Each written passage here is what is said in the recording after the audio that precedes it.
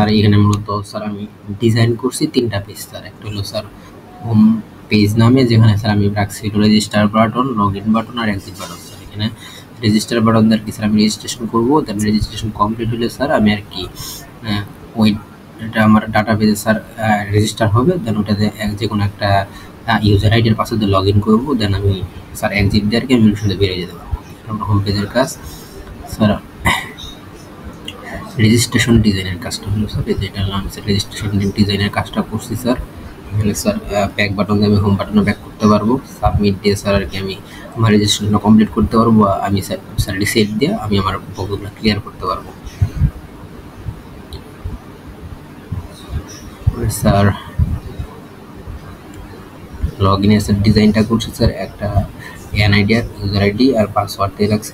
ওইটা sir log in করবো। Log in করার পর স্যার আমি ব্যাক করতে পারবো, ব্যাক করে যাবো। তারপর স্যার কোডের ডিজাইন করা হয়েছে স্যার, কোড টেবিল আর কি স্যার। সব যে যতগুলো রেজিস্ট্রেশন করা হবে স্যার সবগুলো আমার এখানে শুরু দেখতে পারবো, বা আমি এখান থেকে সাবমিট করতে পারবো, রিসেট করতে পারবো, আপডেট করতে পারবো, ডিলিট করতে পারবো, ব্যাক করতে পারবো। আর স্যার এটাই মূলত স্যার আমার ডিজাইন। তো স্যার আমি এখানে অ্যাপ কনফিগারেশন program.cs স্যার আমি নিউ ফর্ম রাখছি। তো আমি রান দেওয়ার সাথে সাথে আমার হোম পেজটা চলে আসবে।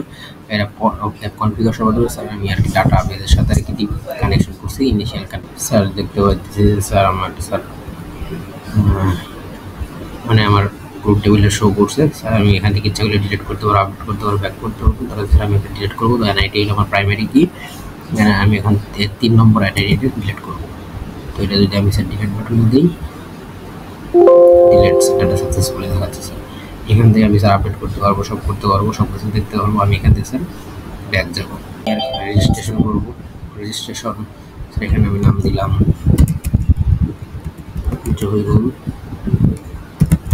নাহিদ, আইডি দিলাম স্যার 5555555, ফোন নাম্বার দিলাম স্যার 1234567, দিলাম স্যার নাহিদ 1, পাসওয়ার্ড দিলাম স্যার 1234 স্যার। এখন এখানে আমি যদি এখন সাবমিট দিই, দেখা যাবে sir please fill the form বলতেছে স্যার। এখানে আমার ফটোটা আপলোড করতে হবে স্যার। এই যে এখানে দেখাচ্ছে sir data insert successfully, button দিলাম স্যার। এখান থেকে ব্যাক গেলাম, ব্যাক দিয়ে হোম বাটনে আসলাম স্যার। ওটা দিয়ে দেখে আমি লগ ইন করবো স্যার।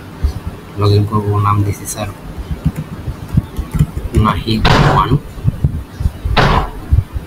পাসওয়ার্ড 1234,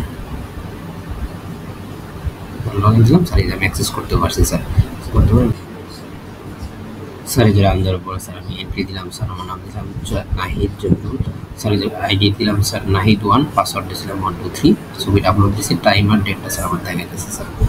এটাই মূলত স্যার চার্ট হয়ে গেছে স্যার। ব্যাক দিয়ে আবার আমার হোমে চলে যেতে পারবো, এবং আমি এক্সিট দিয়ে আমি স্যার আমার অ্যাপ্লিকেশন থেকে বেরিয়ে যেতে পারবো স্যার। এখানে মূলত কোড ইউজ করছি স্যার, ফর্ম 1 এর জন্য কোড ইউজ করছি স্যার। ফর্ম 1 এর জন্য আমার যে কোডগুলো আছে স্যার, এখানে আমার একটা উইন্ডো ফর্ম নিয়ে স্যার, কার নাম নেম স্পেস, ওইখানে স্যার আমি সব ফর্মগুলো এখানে আপলোড করবো। Form 1 log in page code সবগুলো করছি স্যার। এখানে মূলত প্যাটার্নের কাজগুলো করছি। তো আমি মানে এক বাটনে ক্লিক করে কোন পেজে যাবে সেটা এখানে করছি মূলত কাজটা স্যার। পরে দেন স্যার লগ ইনের কাজটা করা হয়েছে স্যার। লগ ইনে আমরা মূলত কাজ করছি স্যার, ডাটাবেজের সাথে কানেকশনটা নেওয়া হয়েছে স্যার। তারপর আমরা চেক বক্স দিয়েছিলাম, একটা চেক বক্স স্যার আমরা চেকটা করছি যে ওগুলা ইরোড প্রোভাইডারের মাধ্যমে যে এন্ট্রি যদি না করি তাহলে লগ ইন নেবে না। তো আমার ওগুলো চেক করছি স্যার। আপডেটের মাধ্যমে স্যার আমি নিজের মতো করে আপডেট করতে পারবো। ঠিকমতো আমার লগ ইন পেজের কাজ স্যার, রেজিস্ট্রেশন পেজের কাজটা স্যার দেখাচ্ছি স্যার। রেজিস্ট্রেশন পেজের কাজ স্যার আমি এখানে মূলত স্যার ইনসার্ট করতে পারবো। ইনসার্ট রেজিস্ট্রেশন ফেলো নিতেছি পেজ।